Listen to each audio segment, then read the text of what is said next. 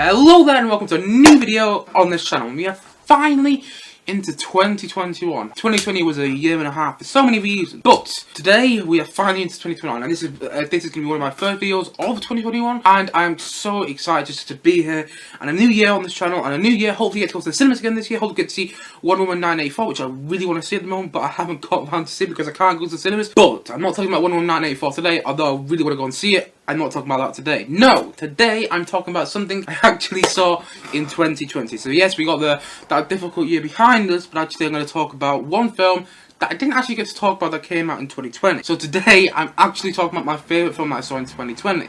So you might be saying to yourself right now, yeah, but many films didn't actually come out in 2020. But I did see a fair amount of films. So, for example, I saw Guy Ritchie's The Gentleman, which I really liked. I saw Birds of Prey, which I thought was a really fun film. I saw The Invisible Man, which I thought had its moments. And at the same time, I saw Disney Pixar's On, which I was a fan of. I also saw Sofia Coppola's new film, On the Rocks, which again I was a fan of. And Christopher Nolan's new film, Tenet, latest film, Tenet, which I was actually a huge fan of. I know that film wasn't perfect and it did have its problems, but I liked Tenet for the most part. But this is a film I just haven't talked about on this channel yet. And this film, honestly, when I saw it, it was such a pleasant surprise. And this film is Aaron Sorkin's The Trial of the Chicago 7. Now, just before I talk about this film in more detail, just to say this. If this film came out in 2018 or 2019, I still reckon it would be my top 10 list of films from that year. I don't think it'd be number one, but bear in mind, 2019 was a film that brought us 1917 and Parasite. I mean, those two films in itself were brilliant. At the same time, 2018 also had a lot of fantastic films. You know, Bohemian Rhapsody, I love that film. I'm going to talk about that in this year at some point. But if The Trial of Chicago 7 came out in 2018 or 2019, I still reckon it'd be my top 10 list. Yeah, maybe it wouldn't be number one, but bear in mind, 2019, wow, what a year for film. But today, I'm going to talk about why I think The Trial of Chicago 7 is the best film I've seen from 2020. So anyway, basically the film is written and directed by Aaron Sorkin. Now it's a huge cast, and I'm going to talk about the cast in a bit more detail a bit later in this video. But anyway, basically the film tells the story of the 1968 Democratic National Convention in Chicago, Illinois. And basically in the film you see the people who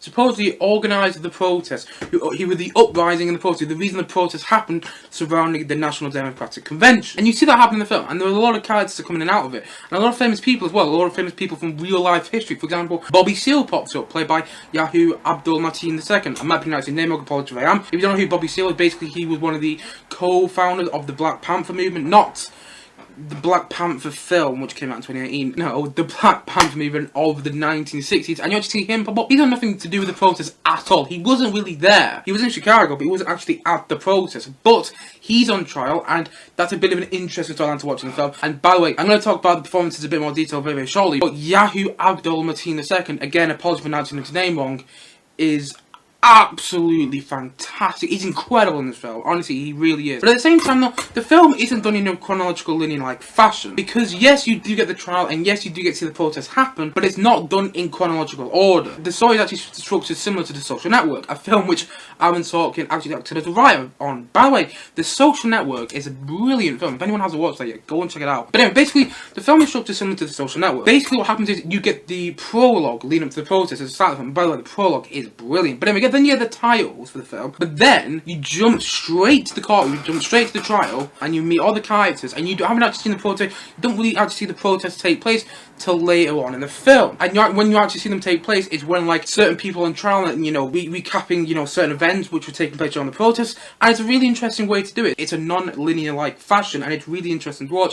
Like I said, similar to The Social Network, which Aaron Sorkin was also a writer on. But yeah, you have this structure where basically the film is structured in a way that you see the trials take place at the start of the film, and then you do actually see the protests take place in the film, but you see them take place when someone's, you know, retelling the story of those protesters who were there. And it's really interesting format because you find out almost along with the people at the trial what actually happened at the protest. And it's a really interesting way to watch, because it's not just like, okay, here's the prologue, here's the protest, and here is the trial. Actually, it's more like, here's the prologue, here's the trial, here's the protest, here's a bit more of the trial, here's a bit more of the protest, here's a bit more of the trial. And it's a really interesting format to watch it, because you find out these things in such a gripping and interesting way, which really plays on the story. Honestly, the film is so intense and so gripping, and at the same time, it does have comedy in there, particularly with Abby Hoffman, played by Sacha Baron Cohen in this film. By the way, again, I'm going to talk about the performances very shortly, but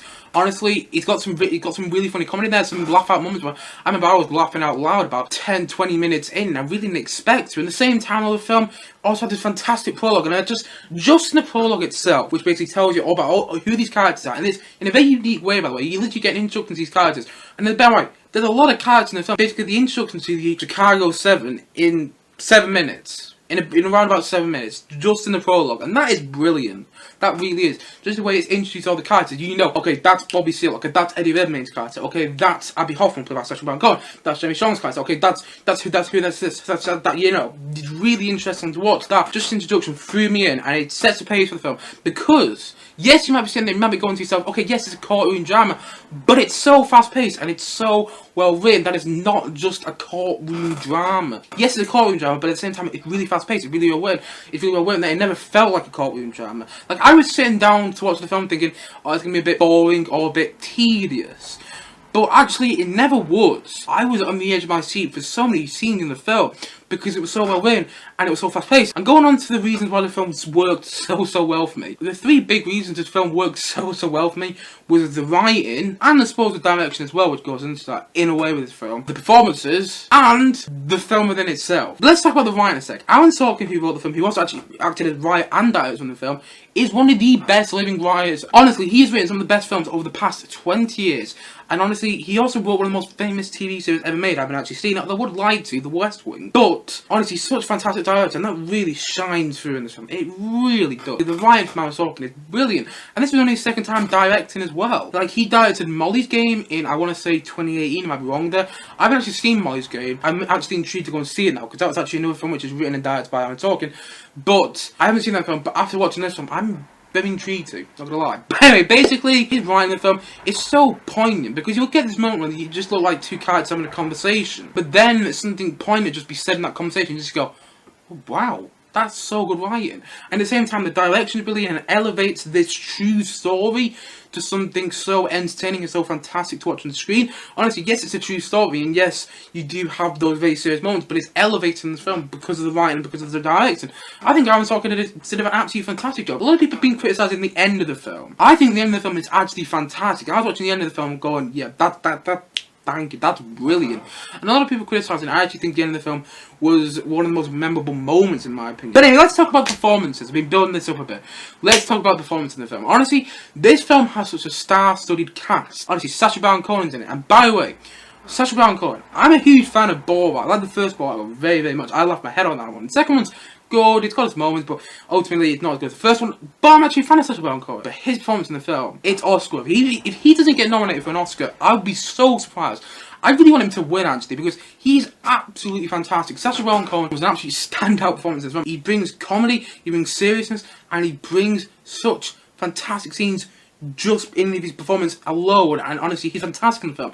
And that's the same with Yahya Abdul-Mateen II. Again, apologies for pronouncing his name wrong, but he is brilliant as Bobby Seale in the film. Honestly, there's so many moments where Yahya Abdul-Mateen II is really shining in the film. And again, I think that both Sacha Baron Cohen and Yahya Abdul-Mateen II will both be nominated for Oscars for the film, because honestly, their performances, just their performances alone are so fantastic. You know, at the same time though, Eddie Redmayne's fantastic in the film, and he's doing an American accent, which I was a bit like, Eddie Redmayne doing an American accent, is that going to work? It worked really well. I really liked the character that Eddie Redmayne played. He had some standout moments as well in the film, where I was like, oh wow, Eddie Redmayne is really pulling out his socks here. And at the same time, the film also has Joseph Gordon-Levitt in there, who also plays his lawyer. He's on the opposite side of the Chicago 7 on the trial. He plays a lawyer who's fighting against them, but you do kind of get the idea that he understands what it's like for those people on trial. And he's a bit of an interesting character to watch, because you never really know whether to take a side with him, whether to actually like him, or whether to go against him. Although he does have his moments where he's actually going against the characters that we aligned with in the film,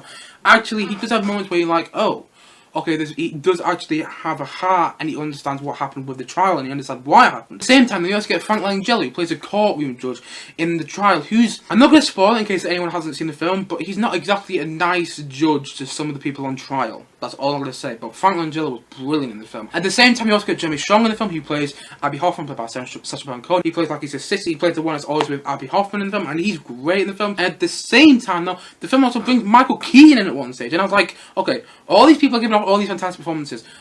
Okay, I'll just bring Michael Keaton in my don't you? Michael Keaton steals the show for like the short amount of time he's on screen. He's not on screen for long, but he steals the show when he is on screen. And at the same time, though, you also have one other fantastic performance I just haven't mentioned yet, and that is Mark Rylance. He is brilliant. Honestly, his performance in the film is so fantastic. There's so many fantastic moments where he's just like, I am not his lawyer, and then, oh my god, his performance in the film is just... it's brilliant. It's another fantastic performance from Mark Rylance. Again, I wouldn't be surprised if he got nominated for an Oscar. And overall, the film is just brilliant. It's incredible to watch. And it is a Netflix film as well. So you're not really going out your way. Like, I didn't watch this film in the cinema. I mean, I would have liked to. Yes, it does have any cinematic moments, but honestly, I watched it on Netflix and it was still fantastic to watch. At the same time, though, it's effective. It's got gripping scenes where you literally go, oh wow, you're so engrossed in what's going on in the screen, you just can't help take your eyes off it. And at the same time, though, it's brilliantly written, it's entertaining in quite a lot of stages, which, again, I wasn't expecting to say about the film. It's funny, again, another phrase I didn't expect to say in relation to the film. And at the same time, though, it really is just fantastic to watch. To see this true story elevated to the level that Aaron Sorkin has brought to the screen with this film is quite frankly brilliant. I just remember sitting down to watch a film in October of last year and just going, I think it'll be a good film. I think it'll have some, again, boring moments. I hate using the phrase boring, but I thought it might have some boring moments. But ultimately, I didn't think much of it when I sat down to watch it. After the first 7 minutes, I was in. I knew I was going to love this film. And even so, yes, there were certain moments which were a bit theatrical, which probably wouldn't have happened in the actual trial, although I don't really know about the actual trial myself. Although there were moments in the film which were a bit theatrical, I didn't mind, because I was having such a fantastic time learning about the story the way Aaron Sorkin wants us to. It was incredible to watch. It was gripping, it was intense, it was funny, it was entertaining, it was sad at the same time. It was also absolutely incredible to watch. And I just love this film. Honestly, I really do. And so for that reason, if I was going to give the Travel to Chicago 7 a rating, it would easily be in the 9 out of 10s, easily.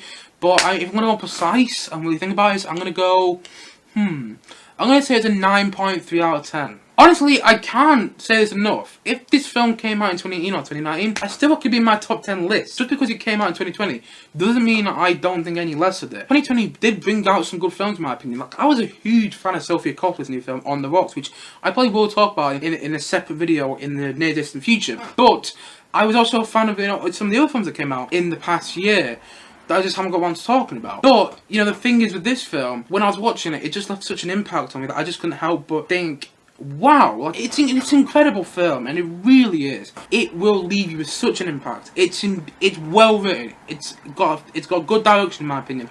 It's got absolutely fantastic performances, Oscar-worthy performances. I really do hope get nominated for Oscars. I hope they win. I hope Sacha and Cohen, and I hope Yahya Abdul-Mateen II. Again, apologies for not having his name wrong. I hope they both win for Oscars. I really do. Also, the film it's funny, it's entertaining, it's gripping, it's intense, and it's emotional. And it delivers such a fantastic impact at the end that you just can't help but sit at the end of the film and go, wow. And that's what I did at the end of the film, in the best way possible. But all in all, I absolutely love Aaron Sorkin's The Trial of Chicago 7. And it is definitely my favourite film of 2020. I still reckon it would be in my top 10 if it came out in 2018 or 2019. But for now, giving away the film, I'm going to say that The Trial of the Chicago 7 is a 9.3 out of 10 from me. Anyway guys, what do you think of The Trial of Chicago 7? Please do comment down below and know your thoughts in the comment section below. Also, what is your favourite film of 2020? Please do comment down below and let me know your thoughts on your favourite film from 2020. I'd love to hear your thoughts. Maybe you thought a film was better than The Trial of Chicago 7. And honestly, I'd love to hear if you thought it was, because I'll definitely go and check out that film to see if I agree with you. Maybe you liked the film better than Chicago 7, and if you did, please do comment down below with your favourite film that was released in 2020 on this video. Anyway guys, thank you as always for watching, and if you haven't yet, please do click down below and like subscribe on the video, and look forward to many more both film and TV reviews in 2021 on this channel. See you guys again soon, but bye for now. Bye!